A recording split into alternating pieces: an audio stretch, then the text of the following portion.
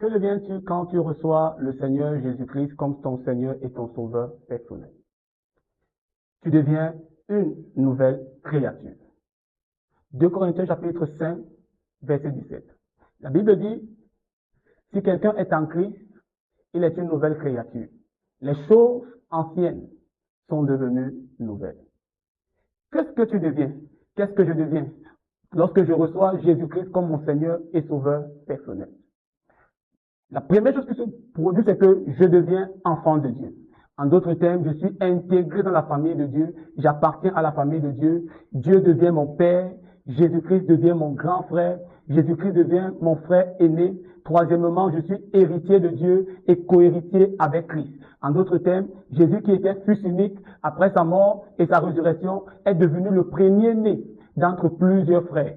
Le fils unique de Dieu est devenu le fils de l'homme, afin que les fils des hommes deviennent les fils de Dieu.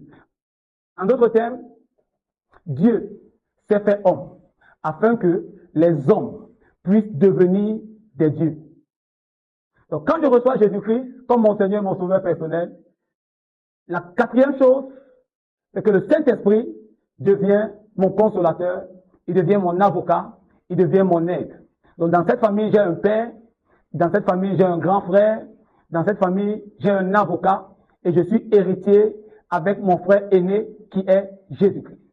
Lorsque je reçois Jésus-Christ, qu'est-ce que je deviens? Qu'est-ce que tu deviens quand tu reçois Jésus-Christ? Tu deviens une nouvelle créature. Paul dit à l'église de Corinthe, si quelqu'un est en Christ, il est une nouvelle créature. Il est une créature kainos. En d'autres termes, il est une créature qui n'a jamais existé. Il n'est pas de l'ordre d'Adam. Il n'est ni de l'ordre des anges ni des esprits, mais il est une nouvelle créature. Et Paul dit que les choses anciennes sont passées. Voici, toutes choses sont devenues nouvelles. Donc, quand je reçois Jésus-Christ, qu'est-ce que je deviens? Sixièmement, je deviens un ambassadeur.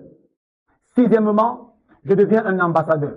Je deviens un représentant du ciel sur la terre. Je deviens un représentant de Jésus-Christ sur la terre. En d'autres termes, quand tu reçois Jésus comme Seigneur et Sauveur personnel, il fait de toi son ambassadeur dans ta famille, dans ta tribu, dans ta communauté, dans ton pays, dans ton quartier, dans le monde. Il fait de toi son ambassadeur. En d'autres termes, tu représentes Jésus-Christ partout où tu pars. 2 Corinthiens 5, verset 20 dit que nous faisons les fonctions d'ambassadeurs. Il dit, nous faisons donc les fonctions d'ambassadeurs pour Christ. Donc nous sommes devenus des ambassadeurs. Ça veut dire que quand tu adresses la parole, on doit te dire, Monsieur son excellence, parce que tu représentes le ciel sur la terre. Donc quand tu reçois Jésus comme Seigneur et Sauveur, tu deviens son ambassadeur. Quand tu reçois Jésus comme Seigneur et Sauveur personnel, tu deviens le sel de la terre et la lumière du monde. Ça veut dire que partout où tu te trouves, tu as le droit et le devoir d'apporter ta saveur. Parce que le sel apporte la saveur à la nourriture. Le sel conserve. Quand on met le sel dans l'eau, l'eau sera salée. Donc quand tu entres dans un milieu, parce que tu es le sel, tu apportes ta saveur. Parce que tu es la lumière, tu apportes ton éclat. Tu apportes ta luminosité. Quand tu reçois Jésus comme Seigneur et Sauveur, tu deviens le temple du Saint-Esprit. Tu deviens le temple de Dieu. En d'autres termes, Dieu vient élire domicile dans ton corps. Tu deviens l'habitat même de Dieu. Ouh! Ça veut dire que toi, qui es enfant de Dieu, moi qui suis enfant de Dieu, nous qui avons reçu Jésus comme Seigneur et Sauveur personnel, nous portons Dieu dans notre corps. Nous portons le grand Dieu dans notre corps. Écoute ce que la Bible dit dans 1 Corinthiens 3, verset 16. Il dit, ne savez-vous pas que vous êtes le temple de Dieu? Donc il vient leur rappeler, il rappelle aux Corinthiens qui avaient reçu Jésus comme Seigneur et Sauveur, qu'ils sont le temple de Dieu. En d'autres termes, quand je reçois Jésus comme Seigneur et Sauveur, je deviens le temple de Dieu. Il dit que si quelqu'un détruit le temple de Dieu, Dieu le détruira. En d'autres termes, si quelqu'un s'attaque à moi, enfant de Dieu, qui suis le temple de Dieu, Dieu détruira ce qui s'attaque à moi. Si c'est la maladie, ce sont les liens de famille, laisse Dieu s'en charger parce que tu es le temple de Dieu. Et si quelque chose détruit ce temple, Dieu détruira la chose. Quand je reçois Jésus comme Seigneur et Sauveur personnel, qu'est-ce que je deviens? Je deviens la justice de Dieu en Christ. La Bible dit dans 2 Corinthiens 5, verset 21, lui qui n'a pas connu le péché, il a fait devenir péché, afin que nous devenions la justice de Dieu en Christ. Donc quand je reçois Jésus comme Seigneur et Sauveur personnel, je deviens la justice de Dieu. Je deviens la justice. I am the righteousness of God in Christ Jesus. Quand tu reçois Jésus comme Seigneur et Sauveur personnel, qu'est-ce que tu deviens? Ah, je veux dire que tu deviens un sénateur. Tu deviens le sénateur de Dieu. Ouh! La Bible dit, comme dans Actes chapitre 2, du verset 1 à 4, vous savez que l'église a été inaugurée le jour de la Pentecôte et l'église a été inaugurée à la chambre haute.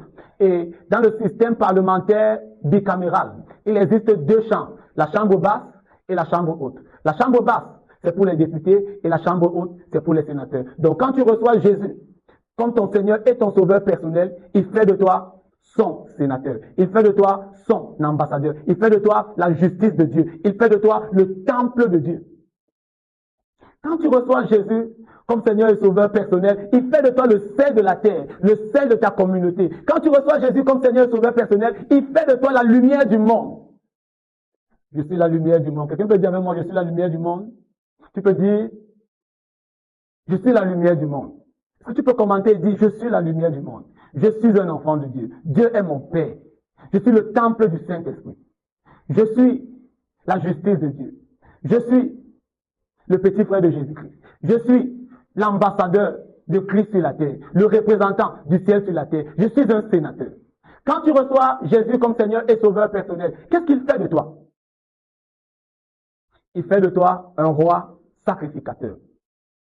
1 Pierre chapitre 2 verset 9 dit, vous au contraire, vous êtes une race élue, un sacerdoce royal. Donc, il fait de toi un roi sacrificateur. Apocalypse 1 verset 6 dit que il a fait de nous un royaume de sacrificateurs. Donc quand tu reçois Jésus comme Seigneur et Sauveur personnel, il fait de toi un roi et il fait de toi un sacrificateur. Hier dans l'Ancien Testament, il n'était permis d'être sacrificateur uniquement les personnes issues de la famille d'Aaron et particulièrement les mâles, en d'autres termes les hommes. Et toute personne avec une informité n'était pas permis d'être sacrificateur. Hier, dans l'Ancien Testament, il y avait que les Lévites qui étaient appelés à la prêtrise, qui étaient appelés au sacerdoce. Mais avec le Nouveau Testament, avec le Seigneur Jésus-Christ, avec l'aide de la grâce, tous, enfants de Dieu, tous ceux qui ont reçu Jésus comme Seigneur et Sauveur personnel, deviennent des sacrificateurs. Hier, dans l'Ancien Testament, il y avait que la tribu de Juda, à qui la royauté avait été donnée, et particulièrement à la maison de David. Mais dans le Nouveau Testament, dans l'aide de la grâce, à cause de l'œuvre accomplie de notre Seigneur et Sauveur Jésus-Christ sur la croix, dans sa mort, dans son ensevelissement, dans sa résurrection, son ascension et son assise au ciel, nous sommes devenus des rois. Tu es un roi.